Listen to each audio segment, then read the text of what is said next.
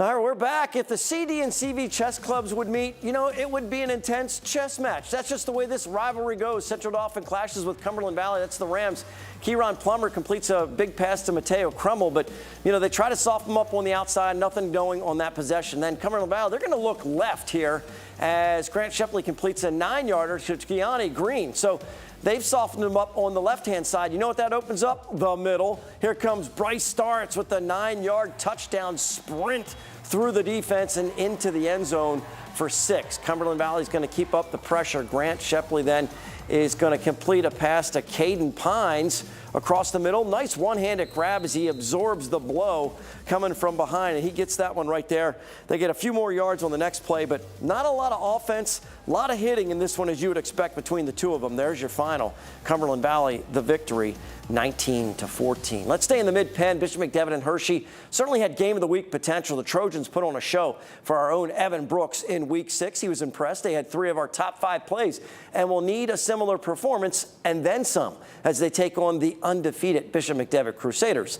Here's Evan with the recap along with Greencastle Antrim and Susquehanna Township.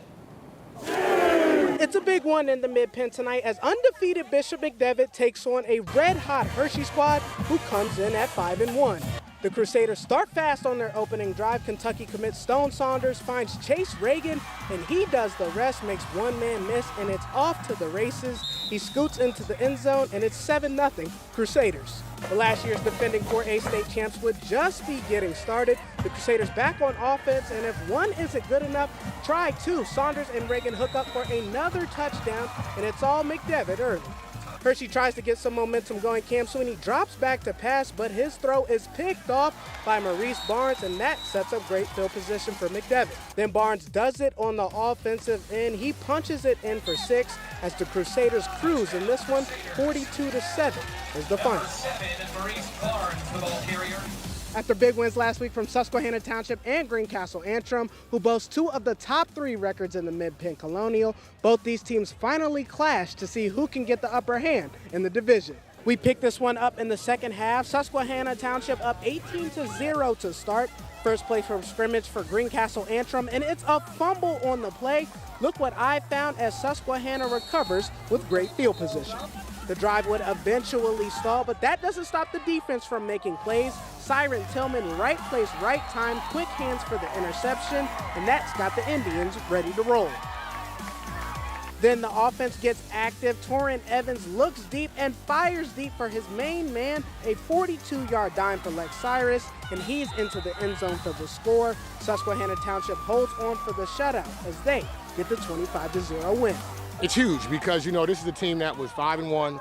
They were super successful all season long, and it's a confidence booster for us. So now we know we have to continue to do the things we did this week in order to be successful the rest of the way. Reporting for the Frenzy, Evan Brooks, Fox 43. Appreciate it, Evan. Let's keep it in Dauphin County as CD East welcomes in Harrisburg. Both teams are back in the area after taking on District 6 teams in week number 6.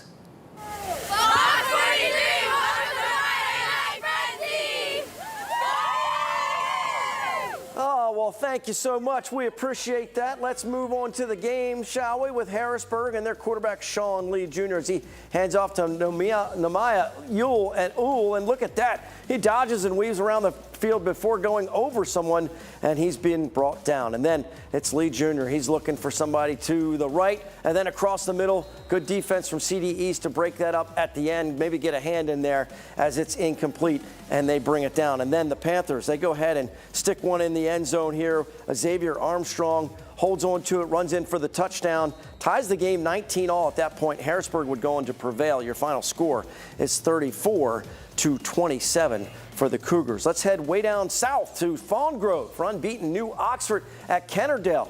The Rams trying to punt that ball away, but it's the visiting Colonials and their perfect record. The big special teams play, Carter Houck with the hand up, blocks the punt, and Brogan Clunk scooped it up, advanced it close to the goal line. Then Jarrett Bitzer's all a 6'4". He hands the ball to the ref after he scores and says, I'll get this back from you later. Maybe we'll meet again in the end zone. But it's his backfield mate, Clayton Nieves, who goes to work. Watch as he follows his blocking, ends up cutting it to the outside, and then just shy of the end zone, they bring him down. So they figure Nieves got us this close, let him finish the drive. The pitch to the outside, running the option. New Oxford moves to 7-0 with a 40-zip shutout of Kennerdale. We're only at halftime.